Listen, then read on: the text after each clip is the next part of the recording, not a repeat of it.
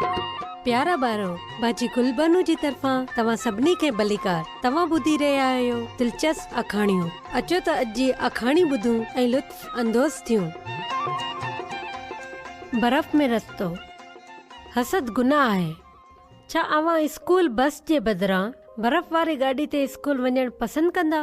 अनीता ऐं लुकस जेके स्विट्जरलैंड जी चोटियुनि ते रहंदा हुआ, रोज़ानो जल्दी में पंहिंजे बर्फ वारी गाड़ी ते वादी ॾांहुं वेंदा हुआ, पर गॾिजी न, छाकाणि त इहे हिक ॿिए सां गॾु बीह न सघंदा हुआ।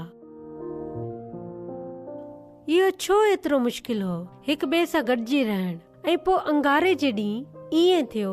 लुकस ना पे चाहियो ते ईअं थिए।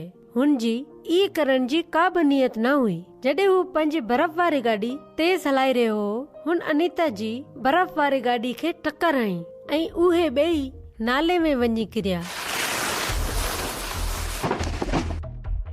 अरे बा, तू एहतियात न तो करे सगी? तुंहिंजी आंखियूं ना आहिनि छा? अनीता, मूंखे माफ़ कर। बी, मां तुंहिंजी मदद करियां थो। मूंखे अकेलो छॾे ॾे, मां तुंहिंजी मदद बगैर उथी सघां थो। एतिरी परेशान न थी, नादान छोकरी। हुनखे थधि लॻी रही हुई ऐं आली किताबनि सां गॾु अनीता तमामु देर सां स्कूल पहुती। अनीता, छा थियो? इहा लूकस जी ग़लती आहे। हिन मूंखे नाले में धिको ॾिनो ऐं पोइ हू भॼी वियो ऐं मूंखे अकेलो छॾे ॾिनो। हर कंहिंखे अनीता ते तरस आयो ऐं उन्हनि लुकस ॾांहुं कावड़ सां ॾिठो। को बि न चाहींदो हो त अंदर खां अनीता बि एतिरी ख़राब हुई जेतिरो लुकस। हर कंहिं पंहिंजी जमात जी उन सुठे शागिर्द जी हमायत कई जंहिंजी माउ गुज़ारे वई हुई।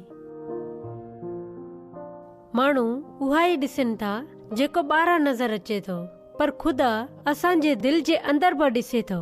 हिकु हल्की आवाज़ लुकस ऐं अनीता खे ॿुधायो त हसद करण गुनाह आहे, पर उन्हनि ॿिन्ही मां को बि पहिरीं विक भरण न चाहींदो हो ऐं इहे हालत अञा वधीक ख़राब थी वई।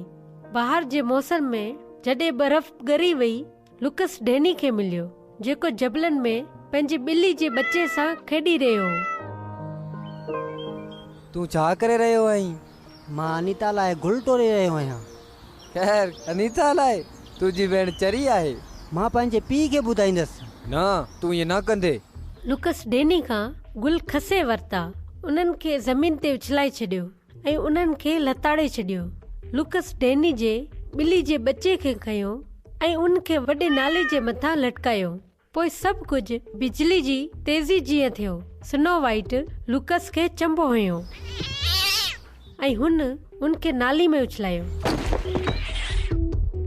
डैनी जेको 5 साल जो हो, हू बि उन जे पोयां वियो। हू तिरकी पियो ऐं नाली में किरी पियो। लुकस डप में हेठि ॾिसण लॻो। डैनी, डैनी, छा तूं अञा बि ज़िंदा आहीं? कुझु चओ। को बि जवाब न मिलियो। लुकस पंहिंजी चौधारी ॾिठो ऐं घर भॼी वियो। हू गोदाम में लिकी वियो ऐं रोईंदो रहियो।